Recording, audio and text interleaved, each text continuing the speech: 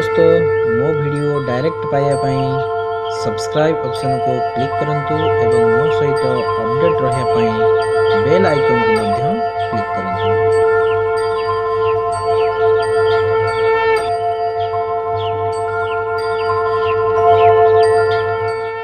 नमस्कार दोस्तों, आज आम आलोचना करिबा धन प्राप्ति दिशा योग। तो आपण जन्म कुंडली हिसाब से आपण धन उपार्जन पाई केउ दिशा को बा केउ दिग को यात्रा कले धन उपार्जन रे सफल हेबे। कारण आपण अनुभव करिथिबे व्यक्ति निजर घर गाँ छाड़ी दूर सहर को बा विदेश को यात्रा करे धन उपार्जन करिया पाई, किंतु तार बहुत प्रचेष्टा कला परे मध्य विफल होता है। पुणी निज घर को से कौन पाई फेरी आसे थाए। यार कारण कौन? ठीक सेमिति आपणकर सह जदि कौन व्यक्ति यात्रा करे ठीक समय रे ठीक टाइम रे आपणक साथी रे जदि कौन व्यक्ति जाई थाए ठीक सेतिकी प्रचेष्टा कला परे मध्य से भल इनकम करे, से जगह को जाएंगी से कर्म करे जो कर्म आपण करुथिले से कर्म करिकी से कौन करे ना धन उपार्जन अधिका करे। तो आपण को से धन प्राप्त हुएनी से कर्म से एजुकेशन से काम कला परे सी धन प्राप्ति हुए से जगार, किंतु आपण घर को फेरी आसती एमती किसी असुविधा हुए। यार कारण कौन? बहुत व्यक्ति एमती हुए सांग होगी जाइए रोजगार करने सी सेटलमेंट हो ठीक से, किंतु आपण घर फेरी आसती, किंतु कौन पाई ना आपणकर से दिशा नुह से व्यक्तिर से ही दिशा आयर दिशा इनकम करिवार दिग इनकम करिवार दिशा से ही सहर थिला जद्वारा ता जन्मजातक हिसाब रे लकी थिला से सेतिपई से सहर रे धन उपार्जन कला तापई सक्सेस मिलला। तो आज आम आलोचना करिबा आम जन्मजातक हिसाब रे आम लग्न हिसाब रे तो आमर कौ दिशा आम पाई शुभ होउची जो दिशा को आम गले यात्रा कले धन पाई आम से जगार पर्टिकुलर रहीकि आम उपार्जन करि परिबा धन। आम मातृभूमि को छाड़ी आमर कौ दिशा एमती बनूची जो दिशा आम पाई धन प्राप्तिर दिशा जो दिशा आम पाई सफल करदेव सक्सेस आनीदेव से विषय आज आम आलोचना करिबा। तो आपण माने जानिचंती आय घर को घर ना 11th हाउस 11th हाउस एकादश घर होउची आमर आय घर। तो यही घर राशि किए आपण लग्न हिसाब से देखंतु आपणकर 11th हाउस रो राशि किए एवं सेही राशि रो मालिक किए। प्रथम देखंतु आपणकर राशि कौन? मेष लग्न पाई 11th हाउस रो घर मालिक हेले कुंभ राशि हैला के कुंभ राशि मालिक हेले शनिदेव। तो जदि आपणक लग्न हिसाब रे शनिदेव आपणक आयस थिबे धन घर आय घर मालिक जदि शनिदेव हेतिबे तेबे तो आपण कौन करिया पड़िबो ना पश्चिम दिशा जिबाकू पड़िबो। आपणक जन्म स्थान रु पश्चिम दिशा गले आपण भल धन उपार्जन करि परिबे, मतलब सक्सेस हे परिबे। जदि आपणकर राशि मकर राशि किंबा कुंभ राशि कौन थिबो ना आय घर मालिक हेतिबे। आय घर राशि जदि मकर राशि किंबा कुंभ राशि हेतिबो, कारण मकर राशि कुंभ राशि मालिक शनिदेव, तेणु आपन पश्चिम दिशा को गले यात्रा कले आपण पाए भल फल दब।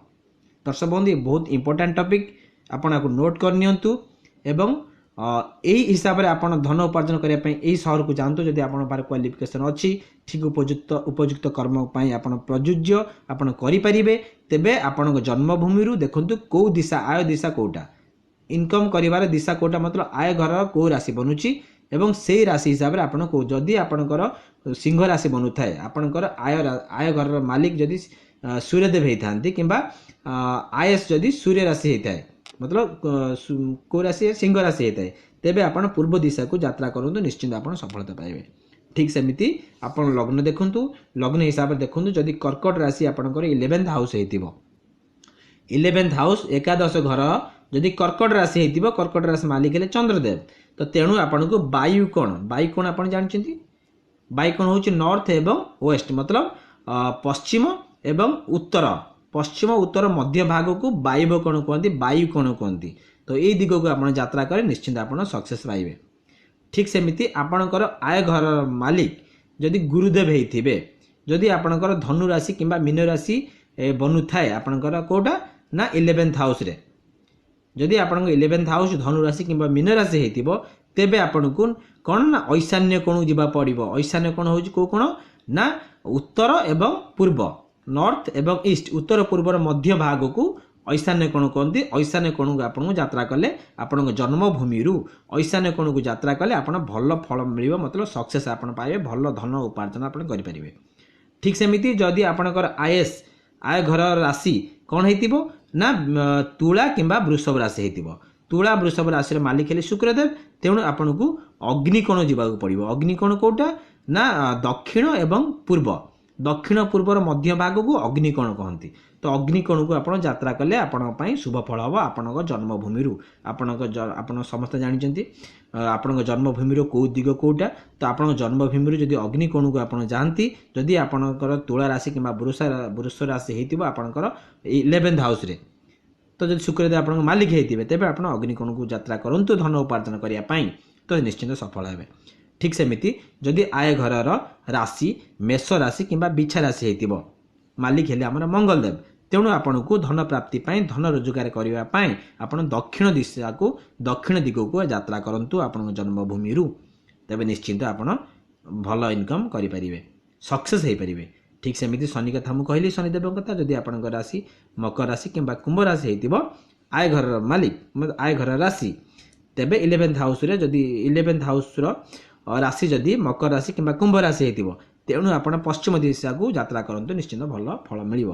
ता सहित मिथुन किंबा कन्या राशि मिथुन राशि किंबा कन्या राशि जदि आय मतलब आय घर राशि होती जार मालिक हेले बुधदेव तेणु आप उत्तर दिशा को यात्रा करूँ।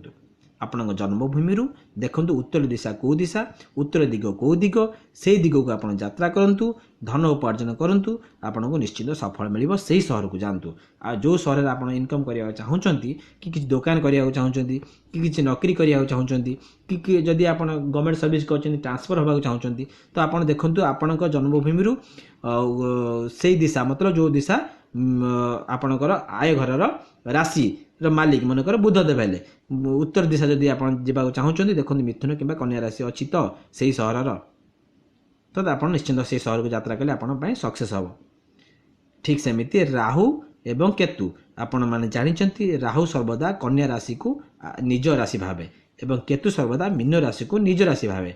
जदि ए क्षेत्र में जोटा मुझे कहली बुधदेव मालिक हेले मिथुन किंबा कन्या राशि मिथुन कन्या राशि मालिक हेले बुधदेव जदि आप जन्मकुंडली राहु डिग्री वाइज बलवान थिबो जदि आपणकर आय घर मालिक किए थे आय घर राशि कन्या राशि आप आय घर जदि कन्या राशि होती जदि ये कन्या राशि आय घर हो 11th हाउस हो किंतु राहु जदि कौन हो बलवान हो बसी तेबे आपको नैऋत्य कोण जावाक पड़ो साउथ एवं वेस्ट साइड मध्य भाग को दक्षिण एवं पश्चिमर मध्य भाग को आपको जाई काम कले आपण भल हम जब राहु बलवान होते किंतु जदि राहु बलवान नहीं तो बुधदेव ये बलवान हो अच्छा तो आपको उत्तर दिशा को जावाक पड़ो।